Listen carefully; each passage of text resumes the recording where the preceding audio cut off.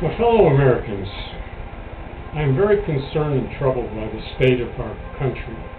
I am very concerned and troubled by the seemingly lack of ability and desire on the part of our Congress and the executive branch to put our country first when making decisions and formulating legislation. I find it very disturbing that the senators and representatives that we elect to represent us do not do so. They represent big business and their lobbyists. The current financial crisis is one result of their misguided allegiance, and it is setting our country on a course that will lead to economic collapse.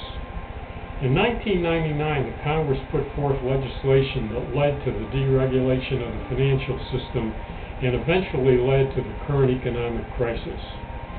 It is sadly ludicrous that our Congress continues to authorize spending in excess of revenues collected, which has led to a current national debt of $10.5 trillion, or about $35,000 for each person in the country. If you consider that our country pays 4% interest on the money it borrows, we will have to pay about $420 billion in interest from our projected $2.6 trillion budget for 2009. The national debt will continue to rise at a rate of around $3.8 billion a day or more. That, my fellow Americans, is unacceptable.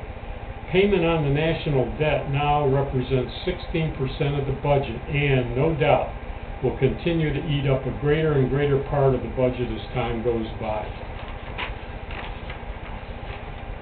It is sad to say that our Congress has not acted with the health and well-being of the country and its population in mind. They have demonstrated time after time by their actions that they do the bidding of big business, irregardless of the potential negative impacts on our country and the people they represent. It is unfortunate that the only message of dissatisfaction that our senators and representatives seem to understand is when they are booted out of office by their electorate.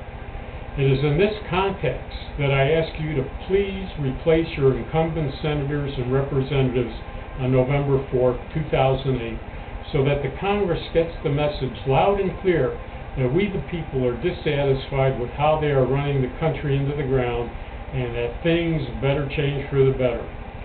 You may also want to consider lobbying your new senators and representatives to put forth a balanced budget amendment to the Constitution. I believe this is the only mechanism that will assure that Congress will act in a fiscally responsible manner in the future. Thank you very much for your attention to this message.